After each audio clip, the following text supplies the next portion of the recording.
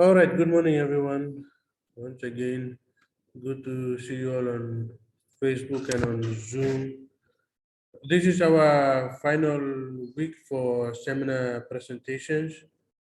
We'll have our three presenters present today for representing groups one, two, and three. And tomorrow we have group 4, 5, 6, and 7. We'll have 4 presenters tomorrow.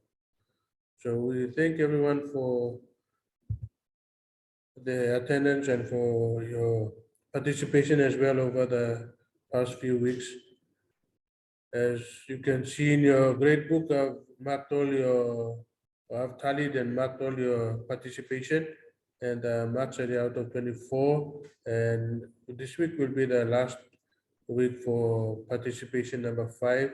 So that will be another 6 marks, total of 6 marks, which will add on to your 24 marks, and you'll get your total out of 30.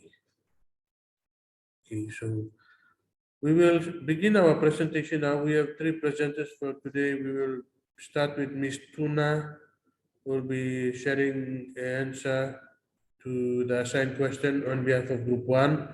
And Ms. Kobla will be the second presenter representing Group 2. And Mr. Liwa will be the third presenter representing Group 3.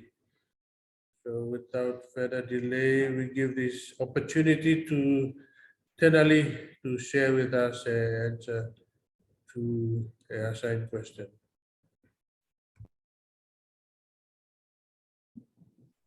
Can you all hear me? Loud and clear, okay. So moving on to our question. So the assigned question we were tasked to answer is question number 1. And it reads, what is the ongoing challenge posed by chemical weapons according to REITs? So before we go on to answering the question itself, we first have to define what chemical weapons are. So we have 2 definitions here. So the first one is a definition that was already presented by Group 6, Abel and his group last week.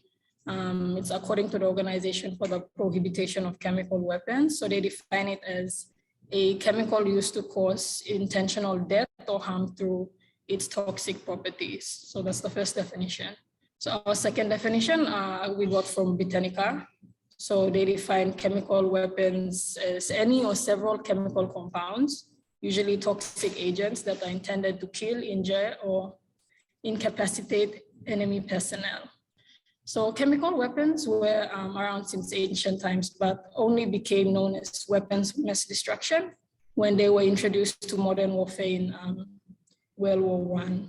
So like I said, they're considered weapons of mass destruction, and their use in armed conflict is a violation of international law. So there are laws in place that prohibit the use and manufacturing of these weapons. So there's 2 protocols in place. That's the 1925 Geneva Protocol and the Chemical Weapons Convention. So this provide 2 legal frameworks that control the use and anything having to do with chemical weapons.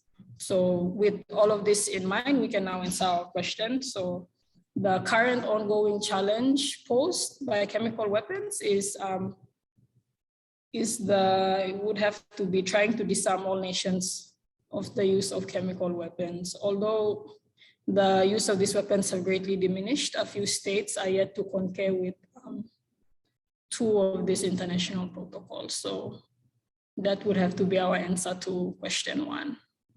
So thank you. Thank you, Ms. Tuna. Thank you, Group 1, for sharing with us your answer to the question. We now move on to Group number 2. Group number 2 is represented by Ann Kobla. Ann, please go ahead.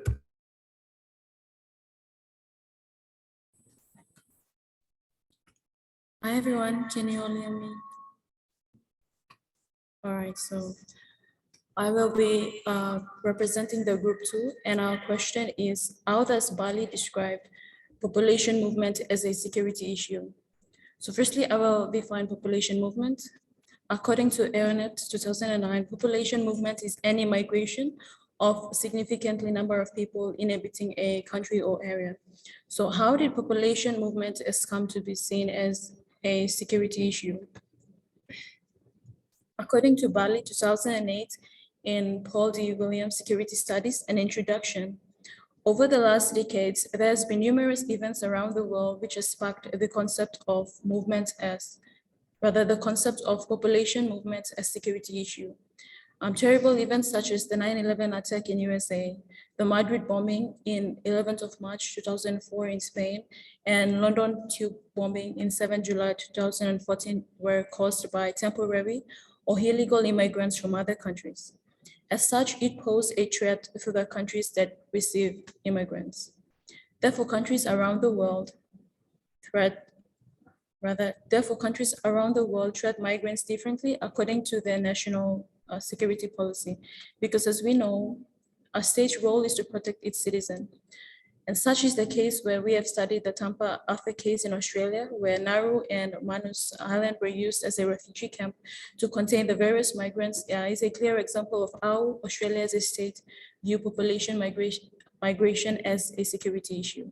Now, large-scale migration of people from one country to another raise serious security concern, as it may lead to conflict such as civil or religious conflict, economic hardship, and increased competition for scarce resources, which is also threatening to cultural identity and social cohesion. It affects the citizens and individual of the states as a whole. Therefore, Bali confirmed that population movement is seen as a case of security issue because of increasing terrorism and other threatening issues that migrants may pose to the security of another state. Thank you, and that's our response. Thank you, Anne and Group 2. Thank you very much for sharing with us your answer. And we will now move on to group number 3. Mr. Liwa is available, so we'll give this opportunity to Mr. Liwa to share his answer to the question on behalf of his group.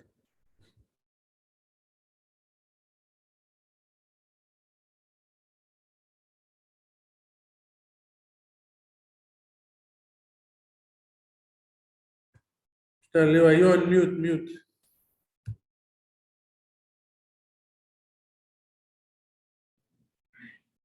Yes. Can you hear me? Thank you. Good morning once again. I will be representing the group 3 members to present to you guys the findings that we have with regards to the question that we have been disseminated. So the question is, according to Bali, what is the connection between population movements and violent conflict? So before going into detail in answering the question, let me first distinguish between population movements and violent conflict. Right, population movements, according to the Research Guide for Students 2010, defines, and I quote, is the movement of people, in the case of human population, from one place to another with the intention of settling in the new location, either temporarily or permanently.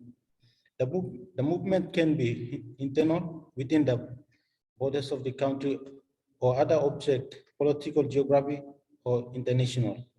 Whereas violent conflict, as stated in BPB, no date, and I quote, an armed conflict using physical force and resulting in a minimum of 25 battle-related deaths per year, which at least one actor is the government of a state. Now, the answer to our disseminated question is, what is the connection between population movements and violent conflict, according to Bali? It can be found on pages 499 to 500 of Paul D. Williams' book, Security Studies and Introduction. The connection between population movements and violent conflict is weak. Large-scale refugee migration from one country to another usually raises serious security concerns. Refugee flows, by their very nature, are a result of conflict, social and political unrest and turmoil. It is therefore hardly surprising that they may sometimes carry that instability with them to the host country. In such circumstances, refugee flows are both a consequence of some sort of conflict, violence, or control as well as themselves becoming the cause of conflict between their country of origin and the receiving state. The problem created is that when a government of a receiving country refuses to accept a large refugee population or takes steps to ensure that the stay of the refugees is temporary, there is every potential for conflict between the sending and receiving countries in this case. For example, to our local settings, I will give you guys this example. Uh, our people from Manam became victims of the natural disaster and became homeless. So the government, by looking at the situation and continuity of the volcanic eruption, has relocated the people from Manam to a different location called the Kes Center in Bogia and settled them there. However, the land that was given to the refugees to settle is owned by the locals from Bogia. So the arrangement was for the government to pay the land owners. Because of the government's instability and insufficient funding allocation, the government failed to keep its promises. And the people of Bogia are now demanding the native Manamians free their land and live. However, the Manamians, on the grounds that they were sent by the government, insist on living. So currently, there are a lot of killings going on between the Bogians and Manam people, Bogia and Manam people. The government had made the agreement and didn't take any quick actions. So the Bogians built their tension to fight against the Manams as well as the government.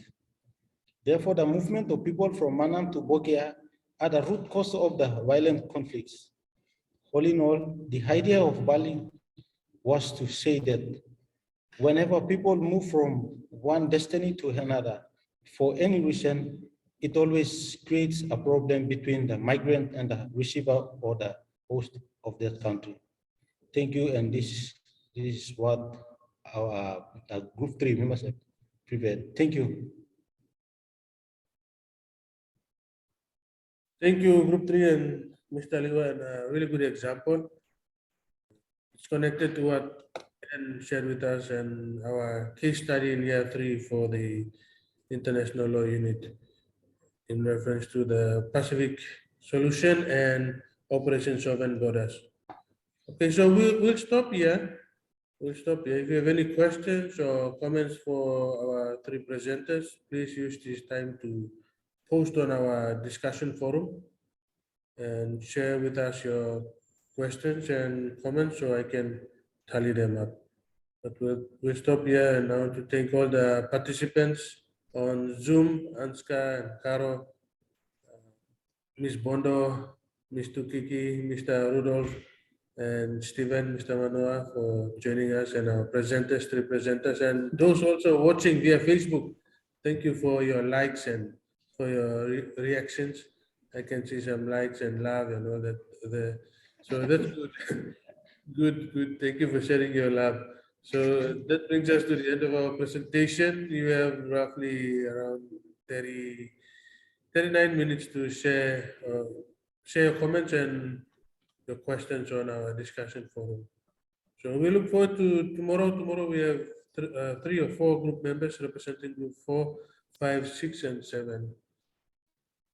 So that is all for today. Thank you, everyone, and you all have a pleasant day and take care.